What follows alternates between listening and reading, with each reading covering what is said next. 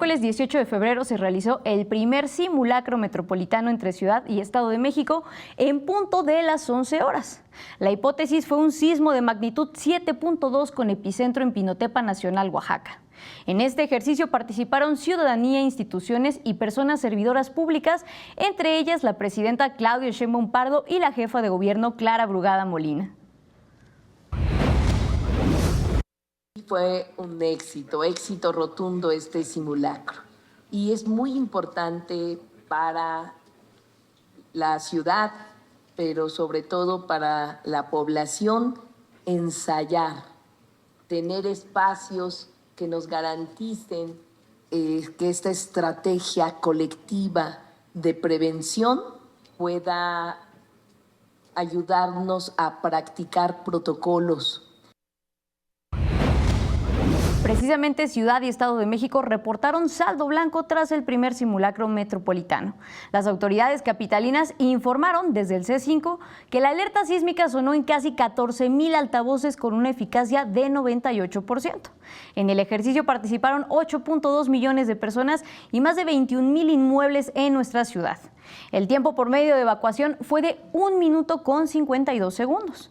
También se desplegaron más de 16,000 policías locales y 12,000 efectivos de fuerzas federales para garantizar la seguridad, además de la activación de 33 hospitales y servicios de emergencia como el ERUM y la Cruz Roja.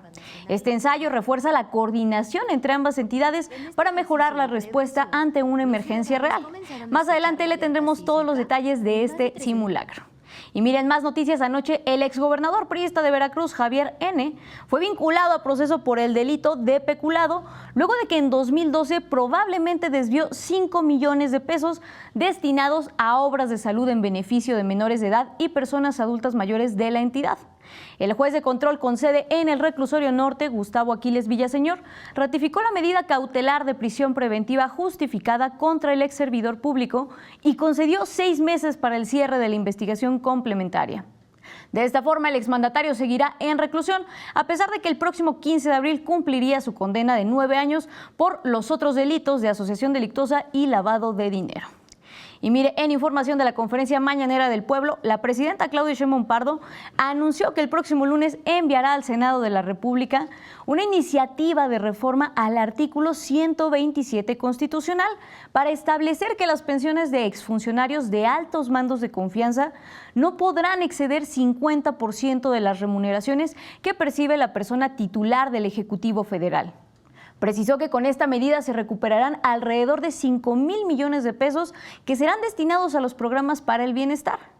La titular de la Secretaría Anticorrupción y Buen Gobierno, Raquel Buenrostro Sánchez, señaló que dichas pensiones se han otorgado por años en organismos descentralizados, empresas públicas del Estado, fideicomisos públicos, empresas de participación estatal y en la banca de desarrollo. Por mencionar un ejemplo, señaló que 3,504 ex trabajadores de Luz y Fuerza del Centro reciben una jubilación mayor al sueldo neto mensual de nuestra presidenta. Quiero dejar muy claro que no tiene que ver con trabajadoras y trabajadores con contratos colectivos. Ahí sí no, porque esos son sus contratos, sus negociaciones históricas que han hecho. No, nos estamos refiriendo a aquellos trabajadores de confianza, los altos mandos, que a la fecha con recursos públicos, o sea, recursos del pueblo, les tenemos que seguir pagando altísimas pensiones. En otros asuntos, la presidenta informó que el gobierno, a través de la Secretaría de Relaciones Exteriores, analiza emprender nuevas acciones legales por el ingreso ilícito de armas de alto poder a territorio nacional desde Estados Unidos, las cuales terminan en manos de grupos criminales. Precisó que este tema lo ha planteado en las conversaciones que ha tenido con el presidente Donald Trump. Este es parte del entendimiento que hemos firmado. Así como nosotros colaboramos para evitar la entrada de drogas, ellos tienen que colaborar para evitar la entrada de armas a México. Muchas de ellas exclusivas del Ejército de Estados Unidos y que están llegando a México y las usan los grupos criminales. sobre la situación en Cuba por el bloqueo impuesto por Estados Unidos, la presidenta Claudia Sheinbaum Pardo reiteró que México continuará enviando ayuda humanitaria a la isla e hizo un llamado a otros países a que se sumen. Recordó que la Secretaría de Marina, a través de 2 buques, entregó 814 toneladas de víveres a Cuba la semana pasada. También resaltó las iniciativas ciudadanas con las que actualmente se recolectan alimentos, medicamentos e insumos para la población de la isla. Asimismo, reiteró la disposición del Gobierno de México para ser mediador del diálogo entre Estados Unidos y Cuba si ambas naciones lo acuerdan. Hay pláticas para ver si es factible, pero depende de los 2 gobiernos, o sea, no solamente pues de la voluntad del Gobierno de México, sino de la voluntad del Gobierno de Cuba y de la voluntad del Gobierno de Estados Unidos y de las condiciones también que en el marco de su autodeterminación pudiera estar estableciendo el Gobierno de Cuba. En más información, el Senado de la República recibió el informe anual de actividades de la Guardia Nacional correspondiente a 2025.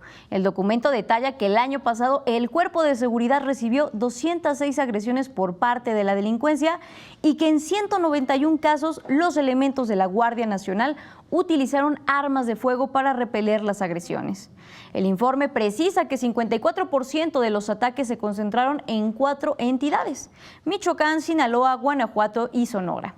También resalta que la corporación logró la detención de 8.505 personas, de las cuales 2.375 fueron puestas a disposición del Ministerio Público Federal, 3.191 a disposición del Ministerio Público del Fuero Común y 2.939 a disposición por faltas administrativas.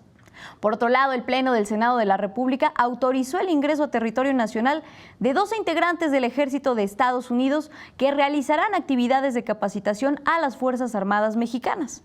Se trata de elementos militares del Grupo de Operaciones Especiales del Comando Norte que permanecerán en México del 27 de febrero al 15 de julio de este año. Las actividades de capacitación se realizarán en el Centro de Adiestramiento de Fuerzas Especiales en Temamatla, Estado de México, en el Centro Regional de la Primera Región Militar en San Miguel de los Jagüeyes, también en el Estado de México, y en la Base Aérea Militar número 4 en Cozumel, Quintana Roo. En tanto, el Pleno de la Cámara de Diputados aprobó reformas al Código Penal Federal en materia de delito de acoso sexual y de acecho, así como a la Ley General de Acceso de las Mujeres a una vida libre de violencia. Con ellos se establecen sanciones a la generación de contenido sexual sin consentimiento mediante el uso de inteligencia artificial. En el primer caso se establece una pena de 1 a 3 años de prisión y hasta 600 días de multa a quien acose sexualmente. Además, el acecho se tipifica como un delito autónomo y se define como la conducta reiterada sin consentimiento que incluya vigilancia, seguimiento, acercamiento o contacto no deseado. Para este delito se establece una pena de 2 a 4 años de prisión con hasta 400 días de multa. Asimismo, se aprobó sancionar la divulgación, distribución, publicación, compartición o transmisión de imágenes, videos o audios de contenido sexual íntimo generados con inteligencia artificial y sin consentimiento. Los dictámenes fueron remitidos al Senado de la República. 40 millones de mujeres que han trabajado de 15 años o más que han trabajado en este país han reportado acoso u hostigamiento. Fíjense, 11.6 millones de mujeres que han experimentado violencia laboral, han experimentado violencia sexual u hostigamiento. 5.7 millones de mexicanas han experimentado desgraciadamente abiertamente violencia sexual y 760,000 mujeres han experimentado violencia física que ha llegado no solamente a los golpes, sino a dejarlas completamente incapacitadas.